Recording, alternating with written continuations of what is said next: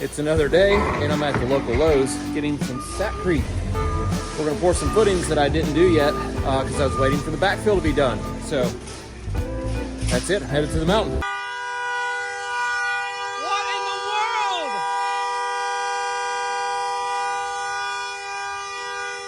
My truck, the horn just started going. I'm not touching the horn.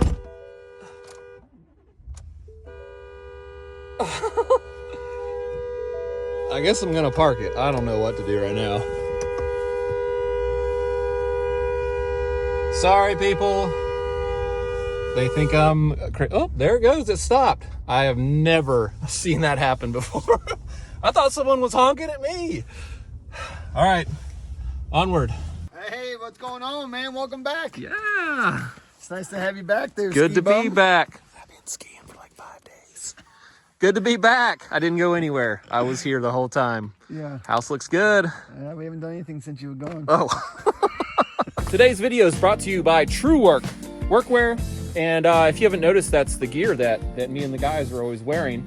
That's made for industrial athletes, which is what we are. We're athletes of industry. So you can get on truework.com and check this stuff out. If you put in the promo code Perkins15 or RayJ15, you'll get 15% off of this gear, which has the utility and durability of workwear, but the fit and stretch of outdoor gear. Yeah, it's awesome. Yeah, so we really like wearing it. You'll love it too. Check it out. So I dug these holes a few days ago, and then I covered them up with, so we're gonna have to do a little squaring up and digging, fixing that. Hey, you good at shoveling? No, I'm not. I suck at shoveling. So let's talk about this floor system. These are drop trusses. So there's not a lot of wood exposed there, and the grade is pretty high. So what we're gonna do is pour footings and then form up little concrete columns, because I don't want like 6-inch wood posts under there. It's not gonna be any good. Industrial athlete. There it is. I'm gonna shove this shovel up your ear. Oh, sorry, that's how loud. Now these footings I dug are so huge, and I'm mixing the concrete with Sackcrete, so I don't want to have to fill in a 3x4 footing. So we're gonna actually string up, figure out where the footing actually needs to be, and maybe put some little wood forms in there, save a little concrete and time. All right, there's the corner of our post and all that, just to see that we can form off, say, from here over and pour the footing just there and not put concrete way over here.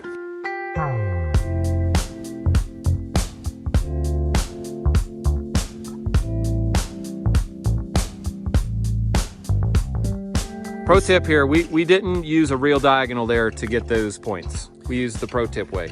Okay, so here's what it is. You set up 2 completely parallel lines, hopefully on the same plane. Yep. On one line, mark out your, and this thing, it was 12 feet, Yep. right? 12 feet. Then just pick any random number. And we did a 12-foot diagonal. 12-foot diagonal here to there. Then we did a 12-foot diagonal here. Yep. And then we measured this, split it in half. Yep. And went 6 and 6. Yep. And that is square. Yeah. So that's a real pro tip if you don't want to do math. And we didn't do the math because I can't do that math in my head, and my phone was time-lapsing, so I had no calculator. That's why we did that. It worked. Yeah, exactly. It's awesome. Arlo, I can't help but notice you got something new around your waist, buddy. Yeah, totally. Look at this. No holes. Wow. 25 years, you can finally afford a tool belt. Occidental leather, so nice. My clip-off harness right here. Right? Yeah, you could clip into that. You could, I think. And you got all built into the belt, one piece. Beautiful, man. Square. Beautiful. We also have on site our beautiful Trex decking for the front and back decks. And it's supposed to snow a bunch, so we're gonna get all of this inside so that when we wanna go do the deck, it's covered. Hopefully we'll still be able to do it. This will be dry and that'll be dry, and we'll see. Yeah. What have you been up to? Painting. I don't want to talk about it. So the water filter at our last project leaked, and it put a water spot on the ceiling, but Jamie fixed it. 6 coats of paint. Really? 6. That's how much it took to cover the water spot. Wow. Okay, so Yep. in other news, You're the camera guy, it looks like. You're Hey, still yeah, a look little at that. tied up, but you can run this camera. I'm still a little wrapped up, but It's a good, nice color. it's no big deal. Yeah, they had painter tape blue in the wrap, so I picked that color. I like it. Yeah. So let's talk about this mixer, because it kind of looks like a piece of crap. Why are we using this thing today? Well, because it's super lightweight and portable, and I can throw it on the back of my truck by myself. Okay. It's perfect for this. Okay, so for a very small job, and this Yeah. thing does not mix mortar very well, but it'll mix like satcrete pretty well. And so that's the reason. It does mac You guys got that? Mac and cheese. Yeah. really well, too. Yeah, mac and cheese will be lunch in there. Nice.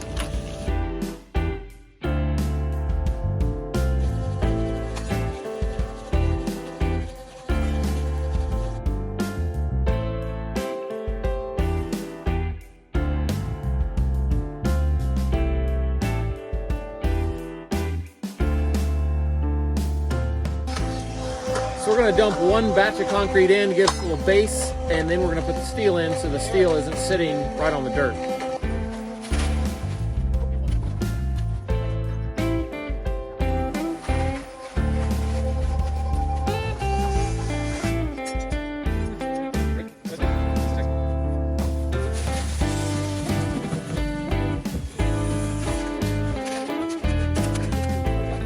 So the guys have been working on something on the deck to prep for the decking here. We're gonna show you what we're doing. There is a piece of blocking added. This wasn't here. This is a support for the blocking. So Jamie, draw what's happening here. Okay, that's gonna be our edge piece of band decking. And it's got a solid rounded edge, which is nice. The other pieces will butt into it, like that. See? Yep, See how nice that is? yep. And that'll cover the ends of these. Screws. Yep, Oh, they'll be hidden fasteners though. yep. But in essence, there So you go. that's what we're doing there. So you put some wood there to support the deck. That's what we're trying to say. Done. Appreciate that. You got it anytime. So for the posts that are going to hold up this front deck on these footings, we're going to do something different. They would have to be really short posts. So to avoid using really short wood posts, we're going to actually just form up a little concrete column that the deck will sit on. So we're going to level over with some boards to find the height of the top of the column, make it form, and then pour it full of concrete.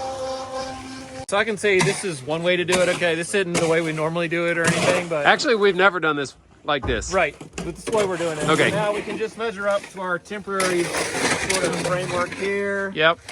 18 and a half is going to be what we make our wood form. 18 and a half tall, 1 foot square. Put it in there, fill it up with concrete.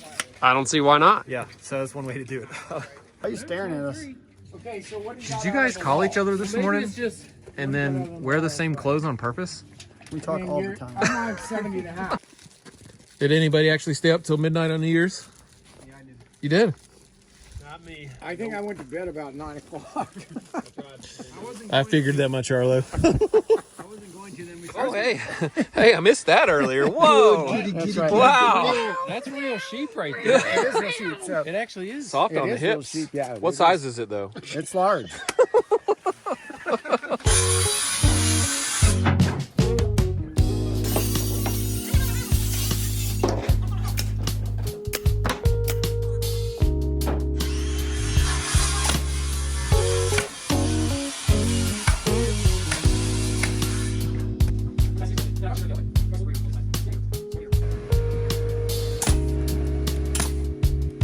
Think those finished nails are going to hold it? We'll see. I don't know. Just wiggle it, jiggle it down in here now. Now that goes under.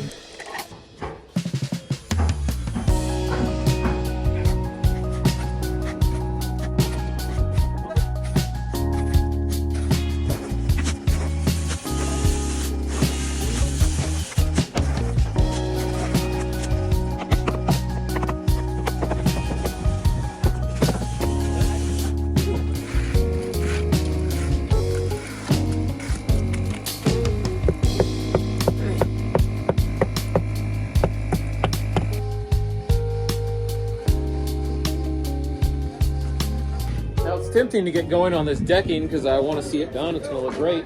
But I've been building long enough, and this is a pro tip, I guess, that we should actually tie up a bunch of loose ends, like things that are 95% done, but but not 100% done, like adding some joist hangers we never did, finishing up this plywood we never did, finishing the last run of stairs that we never did, finishing the dead wood on the walls upstairs that we never did. And if you let all those things go too long, you'll forget something. So it's gonna be smart to go ahead and just get this stuff done. My vertical will go like 13. Go 13 and an eighth. It doesn't have to be quite tight, right? No, 13 and an eighth on the right. cut it a little short if anything. 43 and 3/8.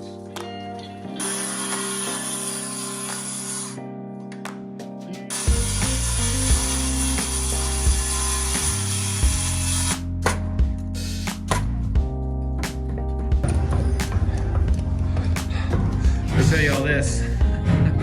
We need to clean up down here. We haven't been down here, and I just came down here and I was like, wow, it's a disaster.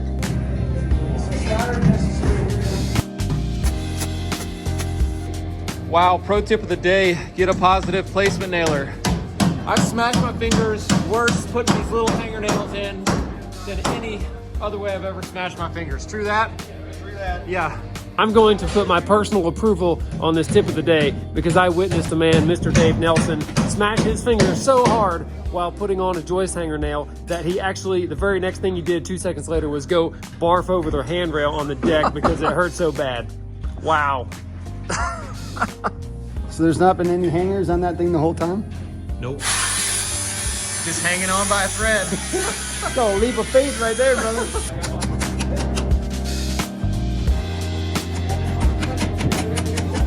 So we just took this header out. The lower piece, we didn't need it, and actually was in the way of your head. Jamie sawzalled a nail like perfect in half. No, I think that was with my skill saw. No, that was Arlo's saw. It was Arlo's saw, okay. Yeah, sorry about that. So we're gonna pull this thing out and take it home. 'Cause Whoa, nice. That is what you call a split It is nail. it's perfect. Nicely done. That's now the old timers used to use these. It's called a cut nail. Exactly. That's a cut nail. That was a good dad joke. Sorry there. guys. You have to- Sorry. You have to pay extra for this kind Yeah, of look at stressing. that. That's pretty cool. Man. That doesn't happen every day. Here's another pro tip. We try to get these hangers tight to the bottom of the joist because otherwise you can hump your drywall down. That's what those little... Hump your drywall? No. You can't say hump your drywall. It will bump your drywall down. You can't bump it, you can't hump it.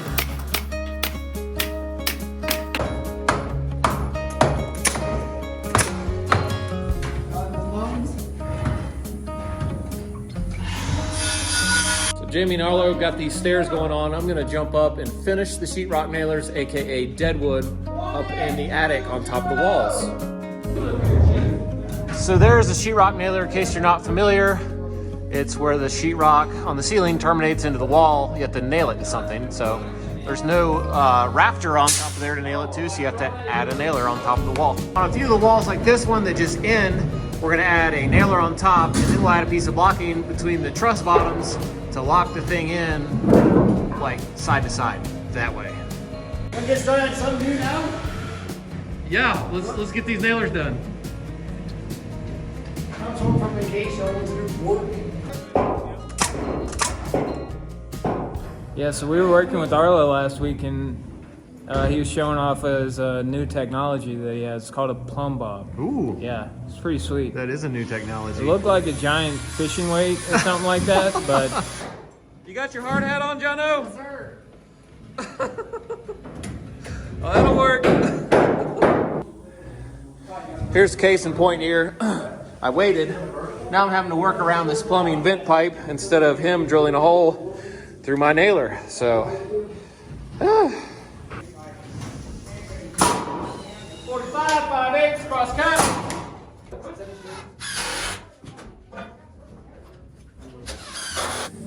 We got you a pro tip of the day. If you're worried about your nail splitting the end of your board there, what you do is just turn upside down, flatten the head out a little bit. Booyah. where'd you learn that? I think TikTok. What did you learn on TikTok, Ray? I don't do TikTok. Good answer.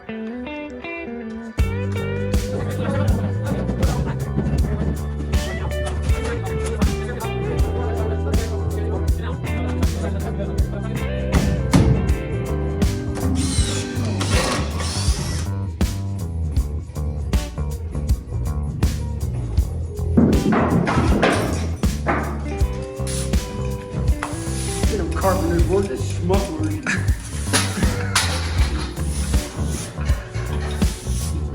You're not a carpenter unless you're good at sweeping, bro.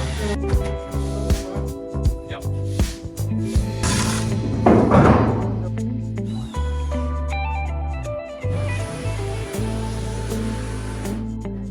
Well, it was another great day on the mountain. We got a bunch of random stuff done. It was mostly random. We finished up the sheathing, built some stairs, cleaned the basement, put up hangers, poured some footings. Now we're gonna go to the house. Thanks for building with us today, and we will see you next time. Thanks for skiing with us. That's no big deal, right? You just got a new paint job, bro. It's just hope it doesn't dry by the time we get home.